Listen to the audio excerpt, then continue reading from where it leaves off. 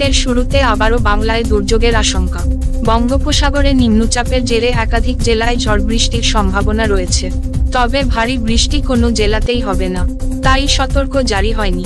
বৃষ্টির জেরে খানিকটা কমবে তাপমাত্রার পারদ, ফলে হালকা শীতের আমেজ পাওয়া যাবে চলতি সপ্তাহে। মৌসুম ভবন জানিয়েছে, দক্ষিণ পূর্ব বঙ্গোপসাগরে একটি ঘূর্ণাবর্ত তৈরি হবে। ঘূর্ণাবর্ত নিম্নচাপে পরিণত হওয়ার সম্ভাবনা রয়েছে। এর অভিমুখ থাকবে শ্রীলঙ্কা এবং অন্ধ্রপ্রদেশ ও তামিলনাড়ু উপকূলের দিকে। এর প্রভাবে আজ থেকে উত্তর মধ্য ও দক্ষিণ বঙ্গোপসাগর এবং পশ্চিম মধ্য বঙ্গোপসাগরে মৎস্যজীবীদের যেতে নিষেধ করা হয়েছে। এই আবহে সমুদ্র উত্তাল থাকবে। প্রতি ঘন্টায় 35 থেকে 55 কিলোমিটার পর্যন্ত গতিবেগে দমকা ঝোড়ো বাতাস বইবে।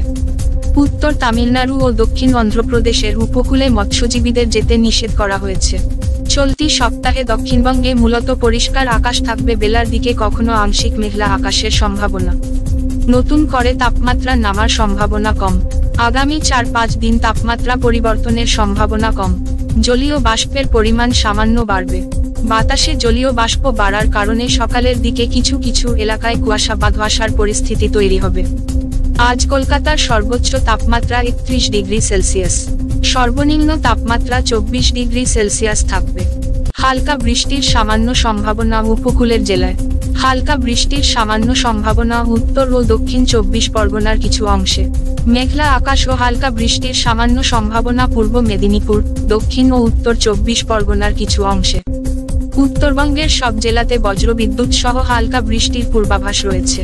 পরবর্তীতে হালকা বৃষ্টির সামান্য সম্ভাবনা রয়েছে পার্বত্য এলাকায়। পুরোপুরি শুষ্ক আবহাওয়া থাকবে উত্তরবঙ্গে। আগামী 4-5 দিন তাপমাত্রার কোন হেরফের নেই। ব্যুরো রিপোর্ট, জেলার বার্তা।